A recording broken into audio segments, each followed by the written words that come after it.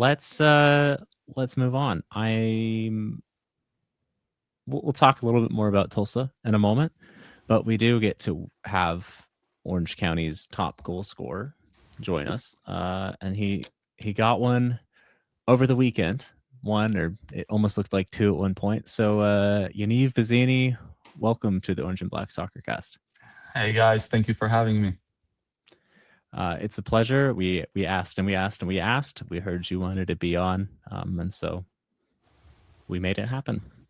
No, happy to be Yaniv, here.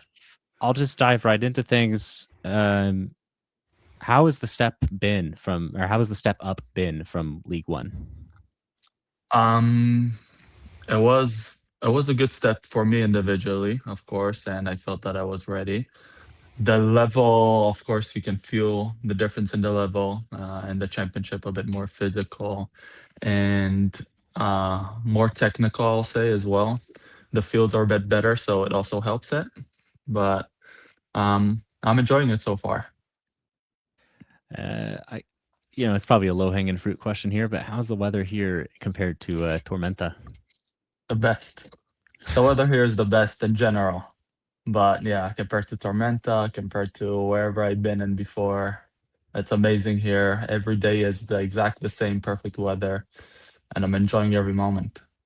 Yeah, things looked a little bit colder back when you were in Vermont applying your trade at the collegiate level. If you want to speak on that for a moment, you, I think, scored in 5 consecutive playoff matches as the Catamounts won in 2024. How can you use that experience, hopefully 10 matches from now in the USL playoffs? Uh, well, first of all, Vermont, it was amazing, great experience. Great people that supported us, the staff, the players. It was just an amazing experience, and I'm so glad that I was part of it. And yeah, of course, as you said, we had a great run and ended up winning the championship. And individually, also really happy about everything that happened. And everything, not only the goals in the end of the day, this is the result, but I think things that I take from Vermont is the killer mentality is that we need to do everything to win. No matter how it looks, we just putting our bodies on the field and like doing absolutely every single thing for the win and for the fans and to get the result in the end of the day and win a championship. And I think I taking it, of course, to this season and to my life. So I'm so glad that I was part of it, and I'm so glad that I can take this mentality and share it with the team and be part of this team. I love that. I'm a little bit curious, and you arrived obviously having a really good year before in League One, and I maybe you expected to kind of end up as the starting striker, but how has this season gone? You've certainly played more than I think I expected, and maybe a handful of other people expected you to play. Mhm. Well, of course, like you said, we have to believe in ourselves, every player. So I, of course, came here with I'll be competitive. I'll help the team. I'll put my 200% every day in practice and every day on the field and everything that can help the team with. And I'm glad that the coaching staff and the players do trust me on the field with that. Uh, so like like you said, I have my experience from the past, if it's the past year or if it's college or if it's back home, and this is what I want to come and bring for the team, and that's what I think I'm also bringing. And I still feel that I have a lot more to show that I still haven't showed. Well, Yanni, we can't wait to see it. And I know I, for one, since the day that you got here and I first got to talk with you, I have been wanting to have you on the show. We are super excited that you are here, and we are super excited about the way you've been playing. But in doing some research today, I learned some stuff about you that I thought was just incredibly cool. So let's forget about the fact that you're a talented soccer player. We already know that. But here's something I'm going to guess that nobody out there knows.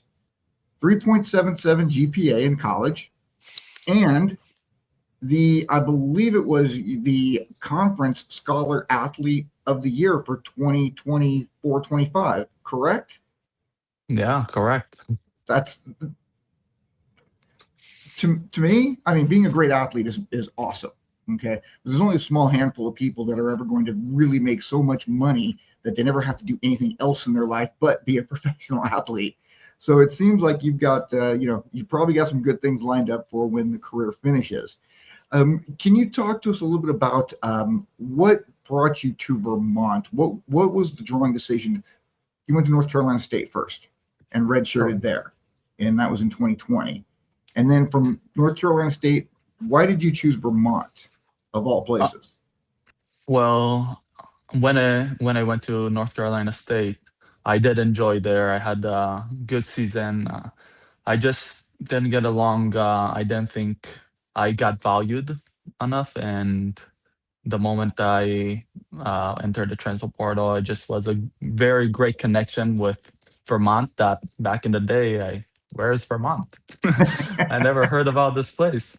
Let me open Google Map. I saw it's next to Canada. I'm like, oh, that's too cold for me. I'm not, I'm not used to the cold. But the connection just was there, and like from the first moment, I even said if it wasn't up there in the north, I would probably pick it already yesterday. But um, I decided to pick it because of the connection with the coaches and with the belief of one day winning a national championship, and we ended up doing that. And when I first came to the US, it was more idea of soccer, and uh, the degree is a bonus. But I can tell about myself, everything that I get into, I'm trying to do in my best. So, like I was saying, in practice, I'll give my 200%. Also, in the classroom, I'll try to give my 200%, and in every aspect, and for the people, and to be a good person. So, those are things that I value the most in my life. That first of all, be a good person and give your best to you and uh, to your surroundings. And you know what? That's the right way, man. It really is. I have a son who's just about 6 or 7 years, 7 or 8 years younger than you, and that's what always tried to instill into him. You know, be a good person first, be a good student second, be a good athlete third. And he's pretty much done all of those. And so it sounds to me like your parents raised you the right way, and that's incredibly important. And it shows when you're interacting with people, and I see it when you're talking with people, and even when you're talking with me. You're always very respectful, and you're always very professional. Um, you're one of those people who just a team really needs to have on. Needs a person that needs to be on a team, which is awesome. I'd like to talk to you a little bit about your goals so far this year. You've scored six, I believe. Is that correct, guys? Have I got the right number? Six? Okay. Um, there have been at least Saturday night, that goal with you and Silla were right there. I got a good video of it from the sidelines where I stand. Who actually put that ball in the net? Because I don't know that it was Silla. I'm not 100% sure. Are you? So this is the thing. I know I touched the ball, and in the moment with all the adrenaline, I didn't even notice Silla was there. And I know I kicked the ball, and I ran. S- took the ball, celebrated it, but okay, we won the comeback, and this was the most important thing. And yeah, they said Silla. I'm like, okay, this is a problem for later. It's not a problem for now. Um, but we need to win the game. And So y'all made a good run at coming back on that. Okay, so there's one goal that could be yours. Okay, now you've got that ball off the post as well. There's two, and you get the penalty. So you're looking at a possible hat trick. So now instead of six, you're sitting at eight. And I know for a fact there's at least one other time, and there might be two other times so far this season. I believe it was might have been New Mexico. They called it an own goal. mhm. But you were right there, and I thought you put that one in the goal. Do you remember the one I'm talking about? Yeah, I get Monterey. I also Monterey, that's right. Yeah, I also feel like they taking my goals away, but as long as we win. Absolutely. So Yeah. if you get those four, man, you're right there in the conversation for the Golden Boot. So just go ahead and get some clean bangers from like 30 yards out, so there's no question whatsoever. Um, one last question that I always like to ask our guests when they come on. Obviously, you are a talented athlete because you are playing professional soccer at a high level. At what point, what age were you when you realized, man, I'm pretty damn good at this. I might be able to make a buck or two, or if nothing else, probably get a college education out of it. At what age did that hit you? I believe it hit me 17, I'll say, like pretty late. Because I really enjoyed the game. I really loved to grind with the team and to work hard and to, of course, succeed. And like you said, I was pretty good at it. So, of course, it's fun. But when we started to go to the U19s and go up to the pros back home, and it was really then you can actually start to feel that, oh wow, it's not only youth anymore. I'm already They're starting to talk with me about minutes in the pros. And then like agents and stuff like that getting in. I remember also my father in the beginning, like you said to me earlier, go to school, make sure you have good grades. And then the moment everything he saw that it's actually I'm a foot away from there. So he really also changed his mindset and to push toward the soccer. It makes perfect sense. But Yanni, keep doing what you're doing, buddy. We love watching you. We love having you here, and hopefully maybe you can. I know we don't don't sign long-term contracts in the USL Championship per se, but I don't think anybody here on this panel or in the stands would be mad if you were back in uniform next year. So we'll leave that for another conversation. But I think producer Andy's got something that he wanted to talk about. Mhm. Yeah, thanks. Yaniv, yeah, I don't have a question. I actually have a story to tell about you, so I hope that's okay. It was one of the early games in the season, and you might not remember this, but I do. And as a dad and an older guy, and I know there's dads in the live audience right now. I know there'll be dads later, and there are a bunch of dads in the stand, of course. But in that, whatever game that was, Apollo took a second yellow, and as he had to walk the long way around the field to come off, of course, which has to be awful, I'm sure.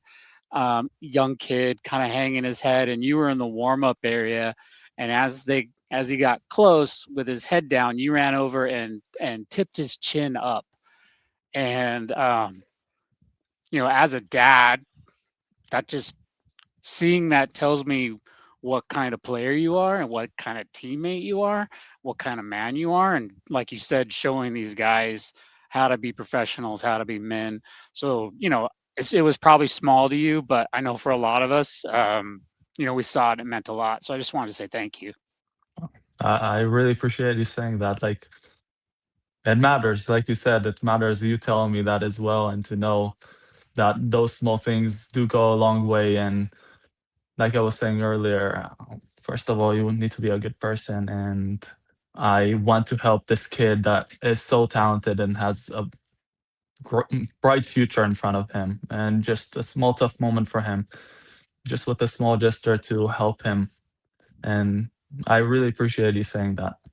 Yeah, it was the perfect response. We all could tell he was a little bummed out, so that was the right thing.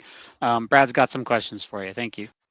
Thanks, Andy, and thanks, Yaniv. Wonderful having you on the show because I remember after the New Mexico game, seeing you and the team walk in to the locker room and just being like, "When are we getting you on?" And glad that day's here. But my first question, it's very close to what Larry asked you. Uh, Larry asked you, when did you know you're good enough? I like to ask, who do you like model your game off of since you were a kid? Who were you watching that you're like, I learned a lot from this one player, and I'm gonna play like that player. I don't know if it's one specific one because there's so much to learn from different players. Like I grew up, Ibrahimovic was a great striker, and then Lewandowski, and like now Harry Kane. Not only now, but like you have so many great strikers. Eto, like you have just so many great strikers that you can learn in every single aspect of the game, of how they run, how they press, how they head the ball. And I think I keep learning up to this day. I'm watching games and I'm watching film and I'm watching certain players, and I'm still in the learning process and I'll be learning for the rest of my life. So I cannot say one specific players, but there's so many great strikers in the past decade and even more 2 decades that I grew up on and learned throughout my professional career as well. And I'm so glad that I was fortunate enough to see them in my lifetime. All right, thank you. My next one for you is what are, some goals that you set for yourself during the season, and how do you feel you've hit them, or what needs working on as we go into the last third of the year? Um,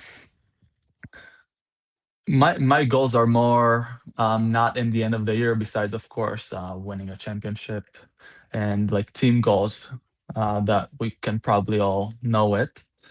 But it's more individual goals of every game. I'm a big mental guy that I want to control the controllables. How many times I'm in the box and across? How many times do I recover for the ball? Um, how many times, percentage-wise, I'm taking the shots when I have the opportunity to take.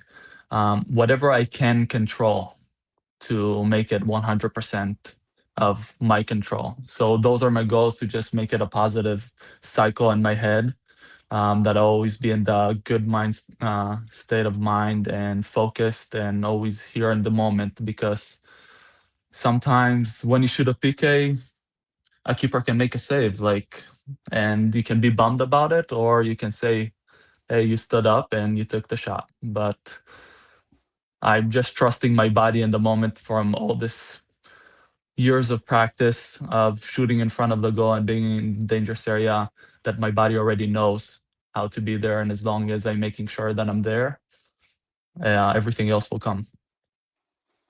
Thank you. I got one more for you before I hand it off to Dylan again.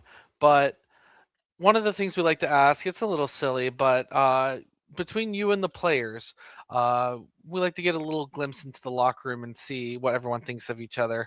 Uh, who has the best music? Who controls the aux cable, the cable that you plug your phone into the most? And who has the worst taste in music in the locker room?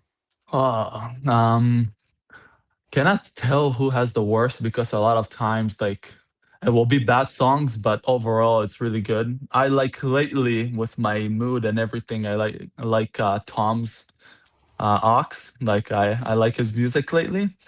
Marcelo is also a good one. He has also at times really good songs. And Nico normally on Ox in the gym. He's there also having a good time, so I'm enjoying to be in the gym with him there as well. It's beautiful. All right.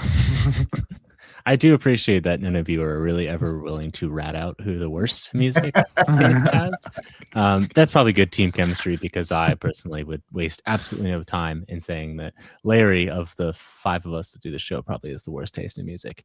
Anyway, a couple quick fire questions before we get you out of here. What is the favorite place that you've visited in Orange County? I like to go to Laguna Beach. I find really peaceful. Really enjoying the area. That's fair. It's been a common answer, and for good reason. You've mentioned in previous interviews that you've done that you love pizza. What is your favorite style of pizza? I'm a classic guy. Just cheese pizza. I'm pretty picky, so I like my pizza and everything else just simple. Okay, and that leads me into our last question. What is your favorite vegetable, and how do you prepare it? Favorite vegetable. Like I was saying, I'm picky, so I don't have a lot of vegetables that I do eat, but My I dude. do. I do eat broccoli, uh, just because I need to. But I just throw it hot water and let it cook there. I don't think I'm a good cook, like a broccoli cook, because it doesn't taste good. but I need to eat it. It's means to an end, and I understand and commiserate as a fellow very very poor cook. Thank you for joining us. Any final messages that you'd like to send to the fans? Yeah, that I know the past couple results are not really what all of us wanted, the players or the fans. And I know that we're having tough talks and seeing a lot of film and see how we can get better and how we can turn this around. And we will turn it around. So I want everybody to know that we're absolutely doing our 300%, and we're on top of it, and we will let you guys enjoy the games when you come to watch us. I love it. Ladies and gentlemen, the top goal scorer for your Orange County Soccer Club, Yaniv Bazini. Yaniv, thank you so much, and best of luck through the rest of the season. Thank you, guys. I was happy to be here with you guys.